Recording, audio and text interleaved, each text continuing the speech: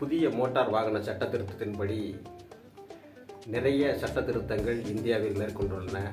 அதன் ஒருபடி பகுதியான ஒரு சட்ட திருத்தத்தின்படி நமக்கு கிடைக்கக்கூடிய பலன்கள் என்ன என்பதை பற்றி தான் இந்த வீடியோவில் முழுமையாக பார்க்க இருக்கிறோம்.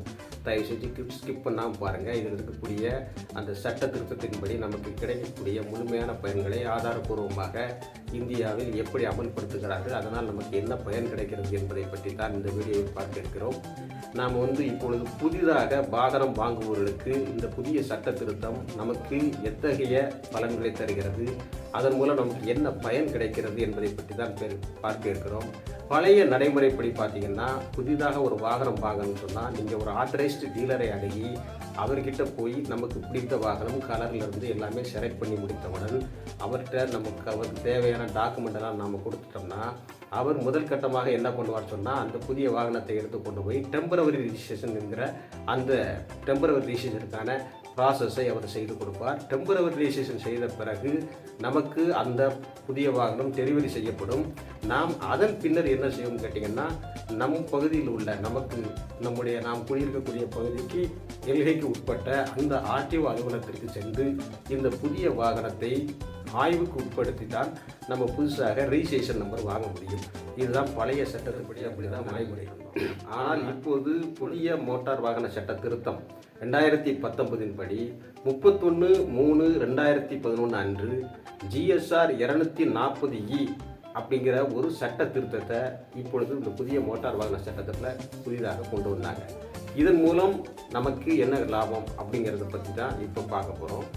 இந்த விஷயத்தை பற்றி, இந்த புதிய விதியை 27/8/2021 இந்த நடைமுறைகளை எல்லாம் நாடு முழுவதும் உள்ள பிரின்சிபல் செக்ரட்டரி, டிரான்ஸ்போர்ட் கமிஷனர்ஸ் அவ்வளோ பேருக்கும் ஒரு கடிதம் மத்திய அரசு அனுப்பி, மத்திய போக்குவரத்துறை அமைச்சகம் அனுப்பி, இந்த கடிதத்தில் அந்த சட்ட திருத்தங்களில் சொல்லியுள்ள அத்துறை கூறுகளையும் அதில் இருக்கக்கூடிய அம்சங்களை எல்லாம் செயல்படுத்தி விட்டீர்களா, அதற்கான நடைமுறைகள் என்னென்ன அமுல்படுத்தி உள்ளீர்கள், அது தொடர்பான ஒரு ஆய்வு அறிக்கையை சமர்ப்பிக்கும்படி 10 தினங்களுக்குள் அறிவிப்பு அறிவித்து அந்த கடிதத்திற்கான பதிலை கேட்டு மத்திய அரசு அந்த கடிதத்தை அனைத்து மாநில பிரின்சிபல் செக்ரட்டரிகளுக்கும் டிரான்ஸ்போர்ட் கமிஷனர்களுக்கும் அனுப்பியுள்ளது. அந்த கடிதத்தை இந்த வீடியோவை நீங்கள் பார்ப்பீர்கள்.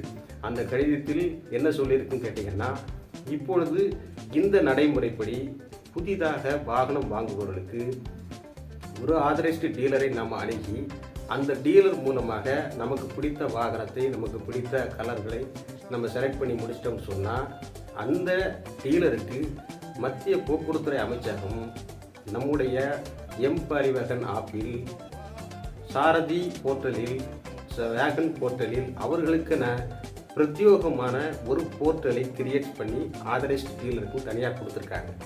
அதன் மூலம் அவர்கள் என்ன செய்கிறாங்கன்னா, முதற்கட்டமாக பண்ண வேண்டிய டெம்பரவரி ரெஜிஸ்ட்ரேஷனை எலக்ட்ரானிக்கலி முறையில், அதாவது டெம்பரவரி ரெஜிஸ்ட்ரேஷனை அந்த டீலரே செய்து கொள்ள முடியும். இந்த சட்ட திருத்தத்தை இதில் புதிதாக இணைத்துள்ளார்கள். அதற்கான வசதிகளை அந்த ஆத்தரைஸ்டு டீலருக்கு கொடுத்துருக்காங்க.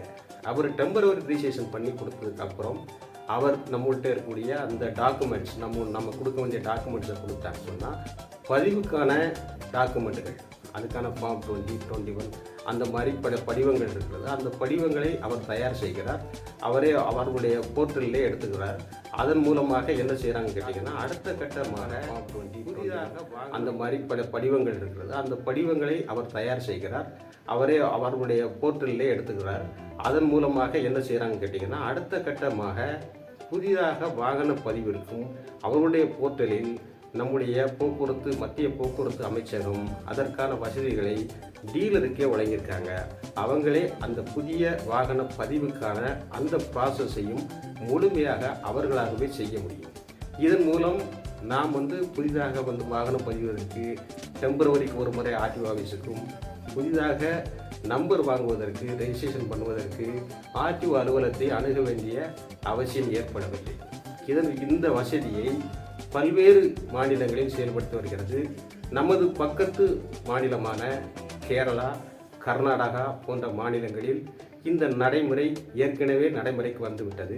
கிட்டத்தட்ட சுமார் 1 ஆண்டு காலமாக கேரளாவிலும் சரி கர்நாடகாவிலும் சரி புதிய வாகன பதிவுக்கு எந்த ஒரு வாகனமும் ஆர்டிஓ அலுவலகம் செல்லவில்லை.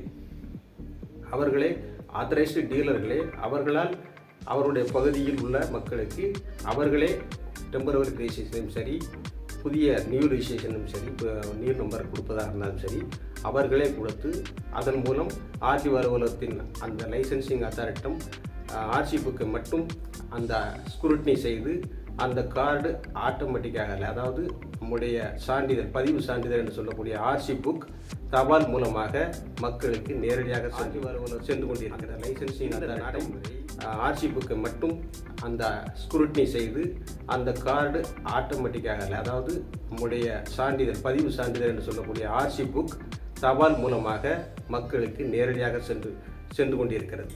இந்த நடைமுறை நம்முடைய தமிழ்நாட்டில் வருவதற்கான அதிகமான வாய்ப்புகள் அருகி வருகிறது. இதற்கு காரணம் என்னன்னு கேட்டிங்கன்னா, நம்முடைய தமிழ்நாட்டு போக்குவரத்து ஆணையரகம் ஒரு முக்கிய அறிவிப்பு ஒன்றை அறிவித்துள்ளது. அந்த அறிவிப்பில் என்ன சொல்லியிருக்கு கேட்டிங்கன்னா, தமிழ்நாட்டில் கிட்டத்தட்ட ஆர்டிஓ அலுவலகத்தில் பொதுமக்களுக்கு தேவையான பல்வேறு சேவைகளில் 32 சேவைகளை ஆன்லைன் மூலம் கான்டாக்ட்லெஸ் ஃபேஸ்லெஸ் என்கிற அடிப்படையில், அதாவது பொதுமக்கள் நேரில் வர தேவையில்லை, அவர்கள் ஒரு ஆன்லைன் சென்டரையோ அல்லது அவர்களே இணையதளம் மூலமாகவே அந்த வசதிகளை பெற்றுக்கொள்வதற்கான அத்துணை ஏற்பாடுகளையும் செய்யப்படும் என்கிற அந்த அறிவிப்பு வந்து அதனுடைய ஒரு பகுதியாக இப்போ பார்த்திங்கன்னா லேனர் நேர வரலாமே போடலாம். இதுபோல் பல சேவைகளை தமிழக அரசு வழங்கி கொண்டு வருகிறது. அது அனைவருக்கும் தெரிஞ்ச விஷயம்தான். அதுபோல தான் இந்த புதிய வாகன பதிவிற்கு ஆர்டிஓ அலுவலகம் செல்லாமலேயே அந்த அத்தரைஸ்டு டீலர்கள் மூலமாகவே டெம்பரவரி ரெஜிஸ்ட்ரேஷன் நியூ ரெஜிஸ்ட்ரேஷன் அனைத்தையும் பெறுவதற்கான வாய்ப்பு நெருங்கி கொண்டிருக்கிறது. இதனை பற்றி பல அதிகாரிகளிடம் கேட்கும் பொழுது இந்த வசதிகள் வெகு விரைவில் தமிழகத்தில் அமலுக்கு வரும் என்பதை சொல்லிக் கொண்டிருக்கிறார்கள். இதன்படி பல சமூக ஆர்வலர்களும் பல்வேறு அமைப்புகளும் இந்த வசதியை பொதுமக்களுக்கு வழங்க வேண்டும் என்று கோரிக்கை வைத்துக் கொண்டிருக்கிறார்கள். ஆன்லைன் மூலம் சேவை கான்டாக்ட்லெஸ் ஃபேஸ்லெஸ் என்கிற அடிப்படையில், அதாவது பொதுமக்கள் நேரில் வர தேவையில்லை, அவர்கள் ஒரு ஆன்லைன் சென்டரையோ அல்லது அவர்களே இணையதளம் மூலமாகவே அந்த வசதிகளை பெற்றுக்கொள்வதற்கான அத்துணை ஏற்பாடுகளையும் செய்யப்படும் என்கிற அந்த அறிவிப்பு வந்து அதனுடைய ஒரு பகுதியாக இப்போ பார்த்திங்கன்னா லேனர் நேர வரலாமே போடலாம். இதுபோல் பல சேவைகளை தமிழக அரசு வழங்கி கொண்டு வருகிறது. அது அனைவருக்கும் தெரிஞ்ச விஷயம்தான். அதுபோல தான் இந்த புதிய வாகன பதிவிற்கு ஆர்டிஓ அலுவலகம் செல்லாமலேயே அந்த அத்தரைஸ்டு டீலர்கள் மூலமாகவே டெம்பரவரி ரெஜிஸ்ட்ரேஷன் நியூ ரெஜிஸ்ட்ரேஷன் அனைத்தையும் பெறுவதற்கான வாய்ப்பு நெருங்கி கொண்டிருக்கிறது. இதனை பற்றி பல அதிகாரிகளிடம் கேட்கும் பொழுது இந்த வசதிகள் வெகு விரைவில் தமிழகத்தில் அமலுக்கு வரும் என்பதை சொல்லிக் கொண்டிருக்கிறார்கள்.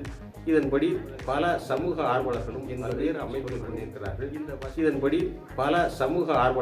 பல்வேறு அமைப்புகளும் இந்த வசதியை பொதுமக்களுக்கு வழங்க வேண்டும் என்று கோரிக்கை வைத்துக் கொண்டிருக்கிறார்கள். அதன்படி இந்த சேவை தமிழக மக்களுக்கு விரைவில் வரும் என்பதை எதிர்பார்க்கலாம். இந்த தகவலை உங்களோடு பகிர்ந்து கொள்வதில் நான் மகிழ்ச்சி அடைகிறேன். இந்த வீடியோவை லைக் பண்ணுங்கள், ஷேர் பண்ணுங்கள், சப்ஸ்கிரைப் பண்ணுங்கள். நன்றி, வணக்கம்.